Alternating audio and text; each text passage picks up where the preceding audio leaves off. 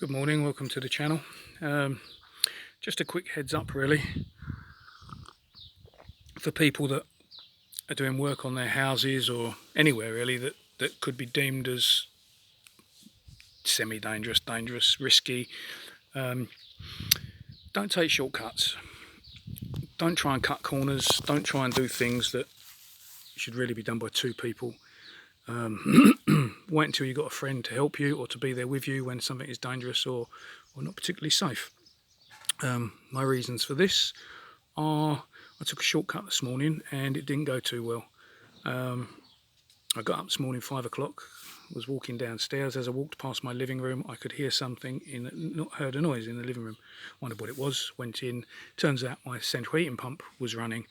So I've inadvertently turned on a circuit that runs the central heating pump. Now I didn't want this pump running because there's no water in the system, so that wasn't good for a start. And instead of going upstairs to where the consumer unit is tucked away and messing around trying to work out which breaker it is, I decided to go into the back room where the junction box was, disconnect the cable live and pull it out.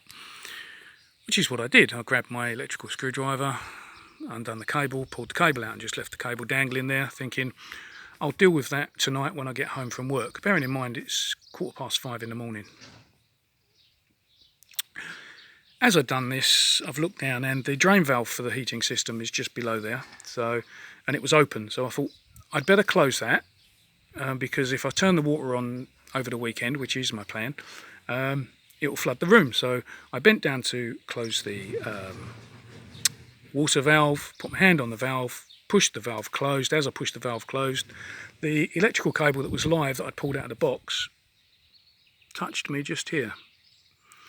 And I took a mains electrical shock from here right the way through, down my arm to the valve. It threw me across the room.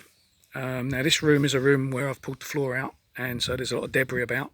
I've scraped my arm, done my back and my leg. But more than the damage that I did when I fell over is the shock itself.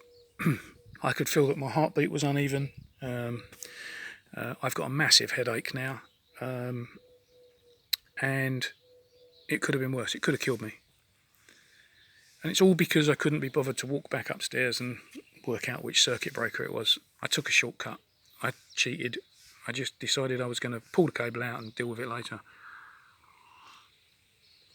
So it's just a heads up to everybody really. It can happen to you. I work on live cables all of the time.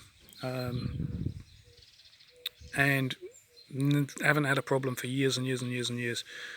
But this one caught me totally by surprise because I'd taken the cable out and then I was doing something else. I'd left the cable exposed, thinking I could come back to it tonight and deal with it. Now, the way I took this shock is quite dangerous as well, because there's a reason why when they give you the electric chair they put the contact point on the top of your head. It's so that the electric charge goes through your brain and you're instantly brain dead. I've just taken one from here.